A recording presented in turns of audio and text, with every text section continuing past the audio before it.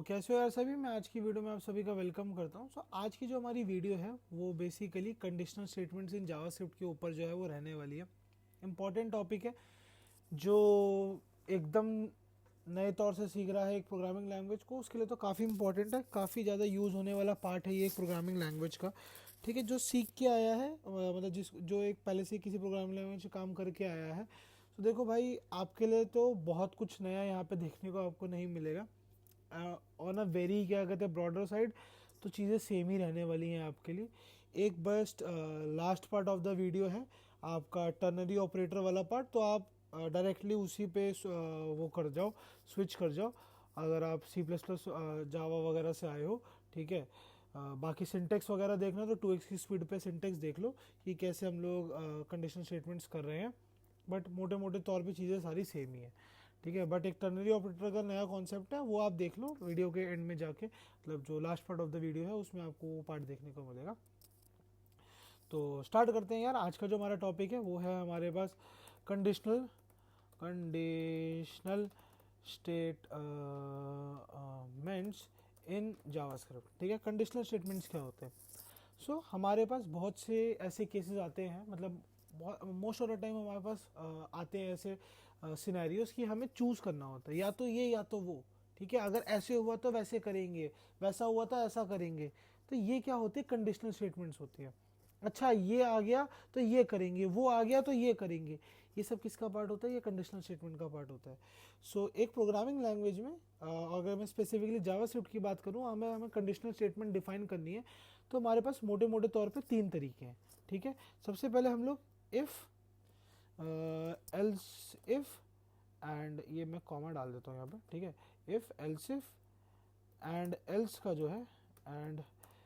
जो है वो यूज़ करते हैं। ये पहला तरीका हो गया। दूसरा हम लोग स्विच केस का यूज़ करते हैं, और तीसरा हम लोग टर्नरी ऑपरेटर का जो है वो यूज़ हम लोग करते हैं। ठीक है, तो ऑपरेटर वाली वीडियो मैंने टर्नरी ऑपरेटर के बारे में डिस्कस करा था, और मैंने बोला था जब कंडीशनल स्टेटमेंट्स को देखेंगे तब इसको इन डिटेल जो है इसको वहीं पे जानेंगे।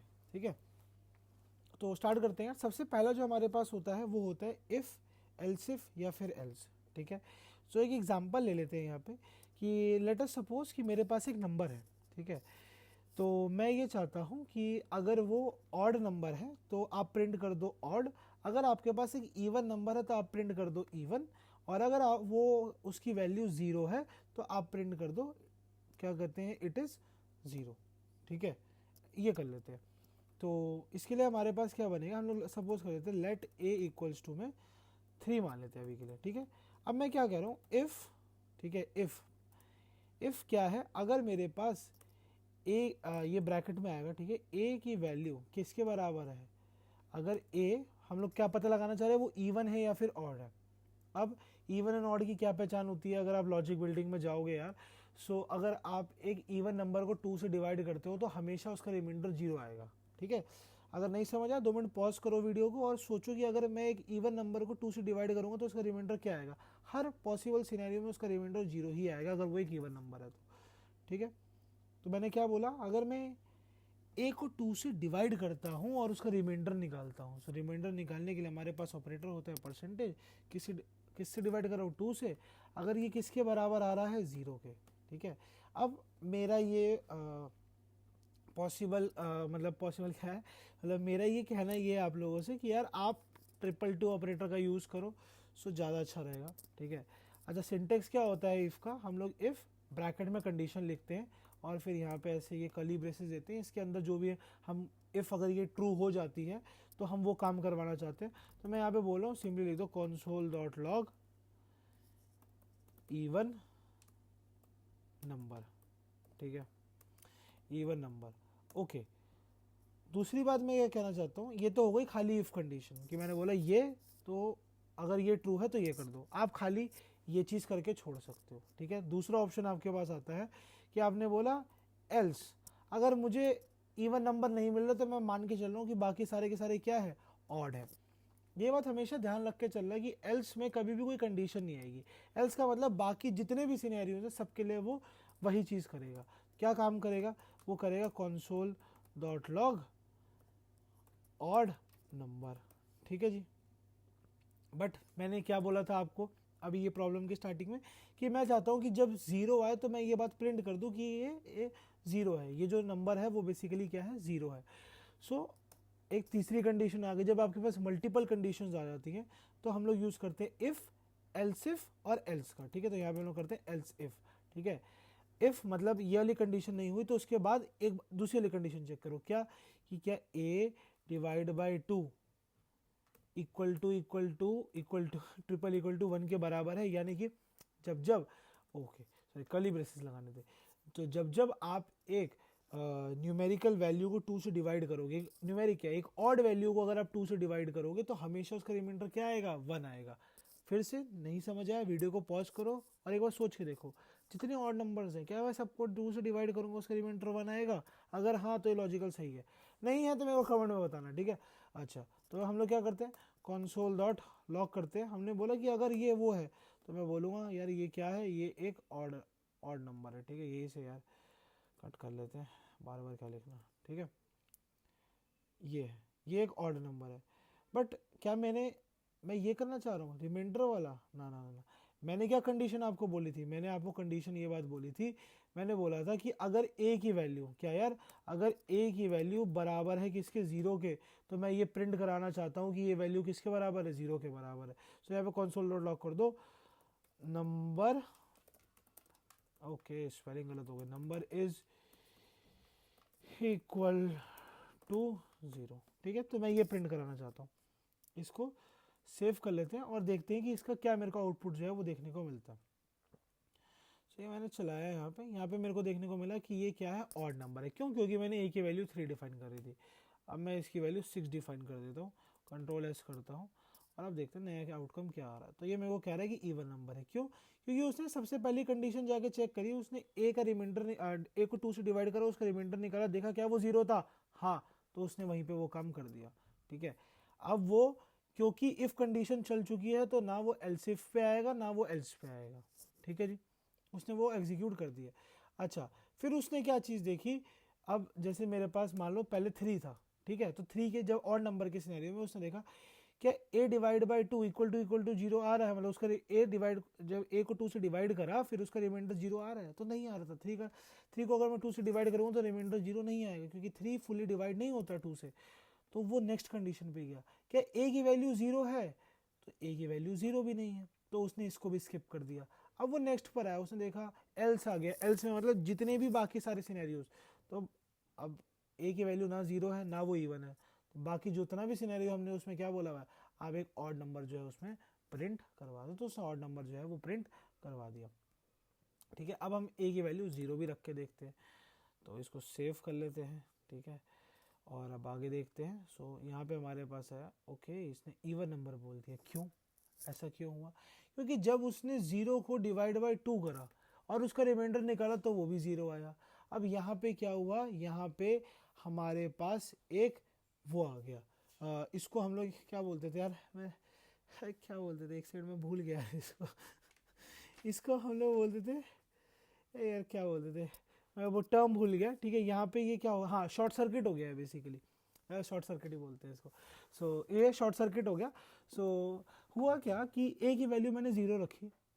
अब मेरा क्या प्रोस्पेक्टिव था कि यार a की वैल्यू जब जब 0 हो ना, तो मैं चाहता हूँ नंबर इक्वल टू 0 प्रिंट होना चाहिए। ये तो इवन नंबर प्रिंट कर दिया इसने। क्यों? क्योंकि अगर आप देखोगे तो a को जब मैंने 2 से डिवाइड करा और उसका रिमाइंडर देखा तो वो 0 आया, ठीक है जी।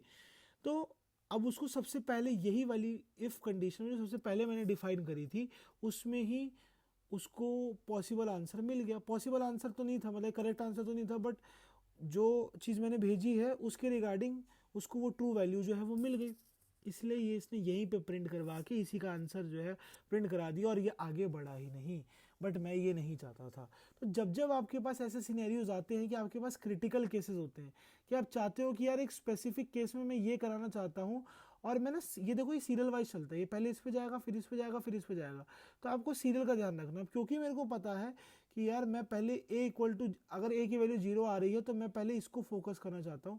तो देखो मैं क्या करता हूँ, यहाँ से ये वाले पार्ट को ना यहाँ से कट कर लेते हैं, ठीक है, यहाँ ऊपर डाल देते हैं और ये वाले पार्ट को यहाँ से कट कर लेते हैं, इसको ये कर दो यहाँ पे, इसको यहाँ पेस्ट कर देते हैं, ठीक है। ये इसको यहाँ पे, इसको नेक्स्ट लाइन में ले आओ, ठीक है। तो ये मैंने यहाँ पे कर दिया। अब मैंने क्या करा, मैंने ऑर्डर चेंज कर दिया कि अगर ए की वैल्यू पहले चेक कर ले भाई, ए की वैल्यू 0 है तो 0 प्रिंट करा दे, फिर बाद में चेक करिए ऑर्डर की इवन है, ठीक है। अब मैं इसको सेव करता हूँ, इसको रन करता हूँ, देखो अब आपके पास डिफरेंट आउटकम आएगा। अब इसका नंबर इज इक्वल टू 0, तो यहाँ पे अब ये शॉर्ट सर्किट नहीं हुआ। शॉर्ट सर्किट का सिंपल सा मतलब ये है कि यार ये एक जगह पे ये वहाँ पे मतलब एक जगह पे इसने आउटकम रिलीज आउट कर दिया, अब उसके बाद ये आगे जाके देख ही नहीं रहा। अब मुझे पता है कि भाई आगे वाली चीज़ हो सकता है सही है, हो सकता है, मतलब मेरे को पता है कि आगे वाली चीज़ सही है, बट उसके बावजूद भी ये चेक नहीं कर रहा। ये पहले ही क्रॉस कनेक्शन की वजह से ये वहाँ पे कट हो चुका है, तो यहाँ पे नंबर इक्वल, इसी वजह से मेरे पास इवन नंबर इनिशियली प्रिंट हो गया, तो नंबर इक्वल टू 0 नहीं आया। तो ऐसे क्रिटिकल केसेस के लिए आप खुद से उनकी हैंडलिंग बाय ऑर्डर वाइज या आपकी जिम्मेदारी है, ठीक है जी। ये होती है हमारे पास कंडीशनल स्टेटमेंट। आप मल्टीपल इफ एल्स भी डाल सकते हो भाई, ऐसी कोई प्रॉब्लम नहीं है। मैं यहाँ पे चाहता हूँ कि अगर मेरे पास, ठीक है, इससे बाहर आते हैं, ठीक है, ये जैसे आप देख पा रहे होगे, जैसे अभी मैंने सेव करा तो ये ऑर्डरिंग अपने आप हो गई, ठीक है। तो ये किसने काम करा है मेरे लिए, प्रिटेयर ने काम करा है। ये देखो यहाँ प्रिटेयर इंस्टॉल्ड है मेरे पास, ठीक है, तो ये सब काम उसने करा, ठीक है। सो यहाँ पे मैं एक और एल्स इफ डाल देता हूँ। एल्स इफ अगर मैं चाहता हूँ यार ए की वैल्यू अगर कभी 100 आ रही है तो मैं प्रिंट करवा दूँ, यार मैं क्या प्रिंट करवा दूँ, console dot log century print करा दूँ मैं, बस सीधा सेंचुरी, ठीक है, सेंचुरी प्रिंट करा दूँ, मैं ये चाहता हूँ। अब मैं ए की वैल्यू क्या कर देता हूँ, एज ए 100 कर देता हूँ, ठीक है। देखते हैं सेव करने पे क्या सेंचुरी लिखा हुआ आ रहा है, तो देखते हैं आ रहा है। अगर मैं यही वाली चीज़ ये ए इक्वल टू 100, क्या वो बराबर है 100 के, अगर यही चीज़ मैं इसके बाद चेक करता है इवन नंबर वाले के बाद, तो वो क्योंकि 100 भी एक इवन नंबर है तो वो उसमें थ्रू मार देता, ठीक है जी। तो वो इवन नंबर प्रिंट आउट करा देता। बेसिकली मैं ये कहना चाह रहा हूँ, सेंचुरी नहीं करता, अगेन शॉर्ट सर्किट हो जाता।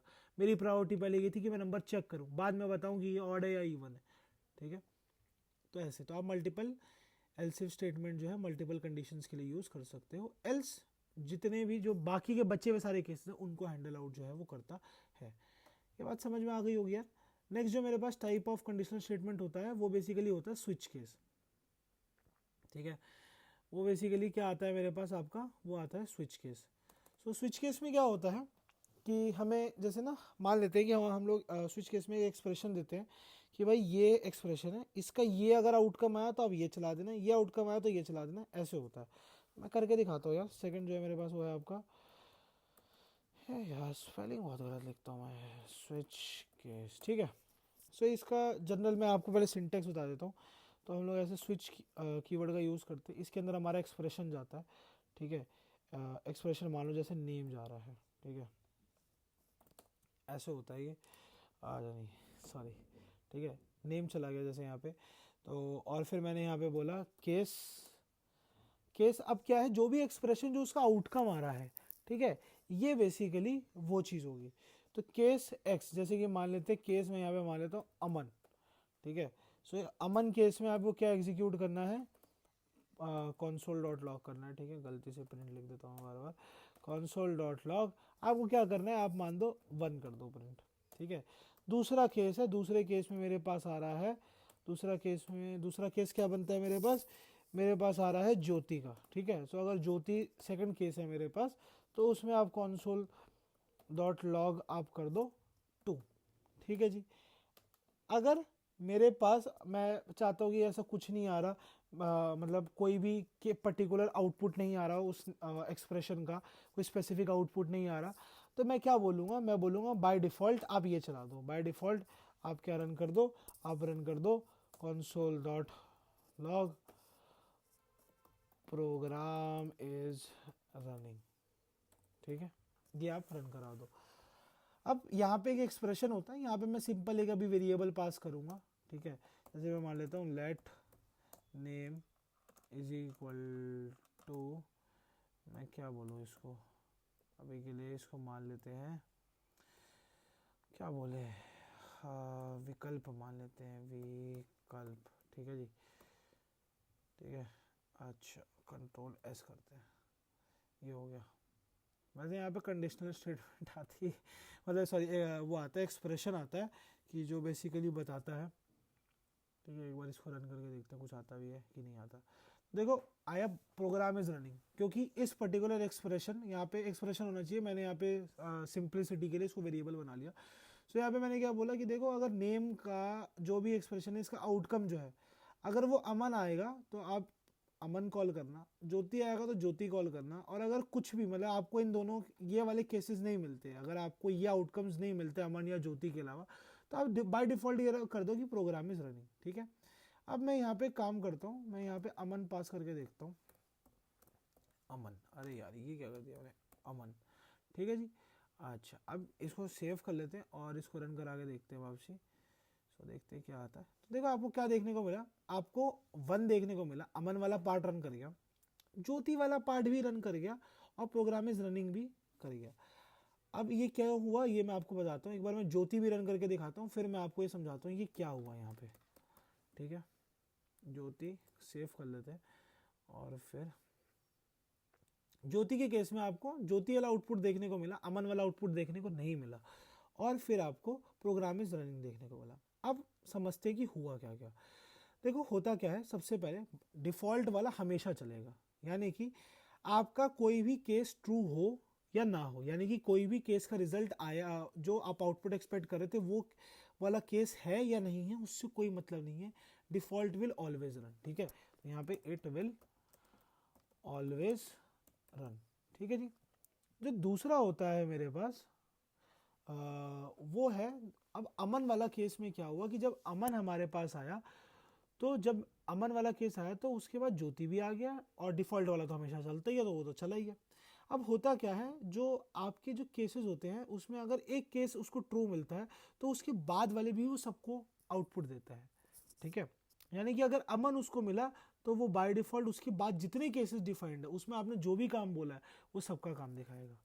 ठीक है, अगर आपने बोला जैसे ज्योति में कि 2 प्रिंट आउट कर दो, तो क्योंकि अमन ट्रू हो गया तो उसने ज्योति वाला चलाया। अब इसके बाद हो सकता है कोई और केस होता उसका, जितने भी केसेस डिफाइंड होंगे, जो जिस भी केस का ट्रू आया है उसके बाद जितने भी केसेस होंगे उन सब का जो भी उन केसेस में काम करना था वो सबका रिजल्ट जो है वो शो करेगा आपको। इसीलिए अमन के केस में 1 2 और प्रोग्राम इज रनिंग लिखा हुआ आया।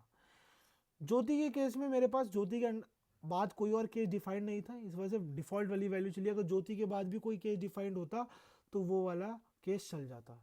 ठीक है जी, ये हुआ। बट सर ये तो बात हुई नहीं ना, कि अपन तो बात कर रहे थे कंडीशनल स्टेटमेंट्स के बारे में, और कंडीशन आपने अभी बोला था कि कंडीशनल में ये होता है, मैं मेरा अगर ये हो गया तो मैं ये करूँगा, अगर वो हो गया तो मैं ये करूँगा। हाँ जी, बात ठीक है। जो स्टेटमेंट है इनका जो यूजेज है वो थोड़ा सा अलग होता है, कि यार आपको सिलेक्टेड केस का अगर रिजल्ट आ रहा है तो आपको मल्टीपल आउटकम्स देने हैं या फिर आपको एक सिंगल आउटकम देना है। तो आपके मन में आ रहा होगा कि सर आप आउटकम तो मल्टीपल ही दे रहे हो, अमन का केस मतलब अमन वाला केस अगर चल गया तो ज्योति वाला भी चल रहा है, डिफॉल्ट वाला भी चल रहा है, अगर ज्योति के बाद कोई और केस होता तो वो भी चलता। ये तो मल्टीपल, हर में मल्टीपल आउटकम दे रहे नहीं। अगर आपको मल्टीपल आउटकम से बचना है तो हम लोग यहाँ पे एक कीवर्ड का इस्तेमाल करते हैं, ब्रेक। किसका इस्तेमाल करते हैं, ब्रेक। इसका इस्तेमाल करते हैं, ब्रेक। ठीक है, अभी ब्रेक अनकंटिन्यू लूपिंग में भी आएगा वापसी, बट अभी मैं स्विच केस के पॉइंट ऑफ व्यू से बात करूंगा। तो ब्रेक का यहाँ पे सिंपली क्या कहना है कि भाई अमन वाला केस ट्रू हुआ, प्लीज आप अमन वाले केस का ही आंसर प्रिंट आउट करो, मुझे बाकी किसी भी केस का आंसर नहीं देखना है, आप स्विच केस से बाहर आ जाओ, मेरे को खाली अमन वाला देखना था, मैंने अमन वाला देख लिया, मुझे अमन वाले आउटपुट से मतलब था, आप इतना ही प्रिंट कराओ। एक बार मैं इसको सेव करा के आपको आउटपुट दिखाता हूँ तो आपको पता लग जाएगा। आउटपुट आया देखो, कहाँ है यार आउटपुट, ये सेव नहीं करा क्या इसने, अच्छा ज्योति चल रहा था, सॉरी, इसको अमन तो करने ही भूल गए हम। ठीक है, सो अमन वाला केस चलाते हैं वापसी। तो ये देखो खाली 1 आया। अब इसने जो डिफॉल्ट वाली वैल्यू थी वो भी नहीं चलाई, इसने बोला कि भाई मेरा जो केस मैच हुआ आपने खाली वो चलाया, मेरे को खाली वही देखना था, और वो हो गया।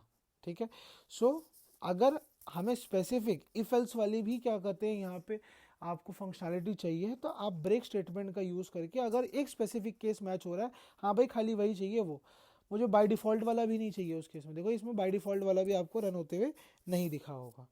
तो ये था हमारे पास स्विच केस का फंडा, ठीक है। लास्ट आते हैं last type of conditional statement पे, और वो होता है हमारे पास हमारा टर्नरी ऑपरेटर। क्या होते हैं जी? वो होते हैं हमारे पास हमारे टर्नरी ऑपरेटर। तो ये हो गया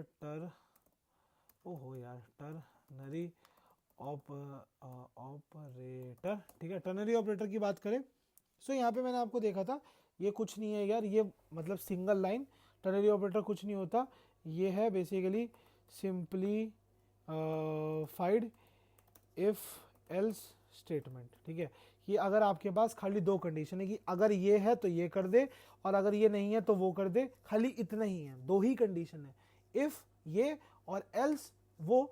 तो आप उसको एक सिंगल लाइन में कन्वर्ट करके टर्नरी ऑपरेटर के थ्रू जो है आप उसको यूज कर सकते हो। स्टेटमेंट की स्पेलिंग मैंने गलत लिखी है, STATEMENTS, ठीक है जी। अच्छा, कैसे यूज़ करते हैं यहाँ पे इसका सिंटेक्स बता देता हूँ। सिंटेक्स हमारे पास ये होता है कि कंडीशन आती है, फिर हमारा टर्नरी ऑपरेटर क्या होता है, अभी मैंने आपको बताया था, क्वेश्चन मार्क होता है। फिर अगर हमारा एक्सप्रेशन ट्रू हुआ सो ये मतलब अगर यहाँ पे फिर आता है LHS, ठीक है। अरे यार ये क्या आ गया, LHS, ठीक है। और फिर आता है RHS। अगर कंडीशन ट्रू है तो LHS प्रिंट हो जाएगा, कंडीशन फॉल्स है तो ये ट्रू हो जाएगा। जैसे कि मैं आपको करके दिखाता हूँ, console.log, ठीक है। सो यहाँ पे क्या है, यहाँ पे मैं देखूंगा कि क्या 3 एक इवन नंबर है।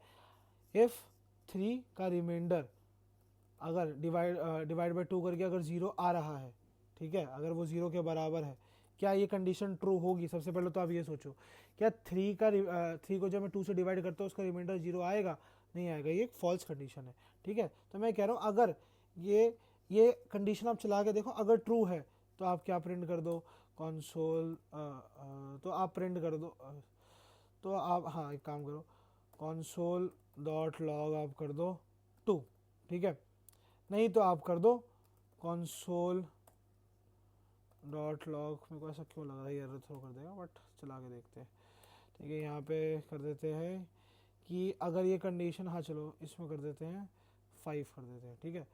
ये एक बार इसको रन करा के देखते हैं, सेव करा के, मुझे ऐसा लग रहा है गलत हो सकती है। ओके, हाँ ठीक है, 5 प्रिंट कर दिया है इसने। वो ऐसा क्यों कर रहा है मैं आपको बताता हूँ। ये ना, ये मेरे को ख्याल से इसको बाहर रखना पड़ेगा, एक बार चेक कर लेते हैं यार, ठीक है। एक बार खाली इसको रन करके देखते हैं क्या आउटकम आ रहा है मेरे पास। 5 आ रहा, हाँ ठीक है। सो देखो कंडीशनल स्टेटमेंट मेरे पास क्या थी कि भाई देखो, अगर आपके पास 3 डिवाइड बाय 2 करा और उसका रिमाइंडर अगर 0 आ रहा है, क्या ये कंडीशन ट्रू है या फॉल्स है? तो फॉल्स है। फॉल्स में वो RHS वाला वैल्यू देता है, और अगर ट्रू होता है तो वो LHS वाली वैल्यू देता है। तो आप ये कर दो, आप अगर आपको कंसोल नहीं करना तो आप इसको ऐसे भी कर सकते हो। ये देखो मैं आपको करके दिखाता हूँ, आप एक वेरिएबल के को भी इसको डिफाइन जो है वो कर सकते हो। इसी की मैंने करा let a is equal to में ये, ठीक है। सो ये हो गया। अब मैं console.log करूँगा ए, तो देखना क्या रिजल्ट देखने को मिलता है। इसको कर दो यार Ctrl+S, बढ़िया से देखो 5 देखने को मिला आपको। अच्छा, 2 डिवाइड बाय 2 करूँगा और उसका क्या रिमाइंडर 0 आता है, ये वैल्यू ट्रू होगी, क्योंकि ट्रू है तो इस वजह से LHS प्रिंट होगा। तो देखना, ठीक है, इसकी भी ना वैल्यू में कुछ और कर देता हूँ, 6 कर देता हूँ, ताकि ना कन्फ्यूजन ना क्रिएट हो। तो ये देखो 6 प्रिंट हो गया, ठीक है। सो ये होता है basically ternary operator. Single if and else conditional statement है मेरे पास, तो आप टर्नरी ऑपरेटर का सिंगल लाइन में उसको समाप्त करने के लिए यूज जो है वो आप कर सकते हो। सो ये वीडियो हो गई हमारी कंडीशनल स्टेटमेंट की। एक बार मैं देख लेता हूँ कुछ और तो नहीं बचा यार कंडीशनल स्टेटमेंट्स में। हाँ नहीं, और तो कुछ नहीं हमारे पास कंडीशनल स्टेटमेंट के रिगार्डिंग में। सो आज की वीडियो के लिए इतना ही यार, टाटा बाय बाय। अगर कुछ अच्छा लगा हो यार वीडियो में तो वीडियो को लाइक कर दो, चैनल को सब्सक्राइब कर दो, और किसी को यार जावास्क्रिप्ट सीखनी है तो वीडियो को उसको शेयर कर दो यार, अगर आपको पसंद आ रही तभी करना है यार, ठीक है। चलो tata bye bye, next video में मिलते हैं।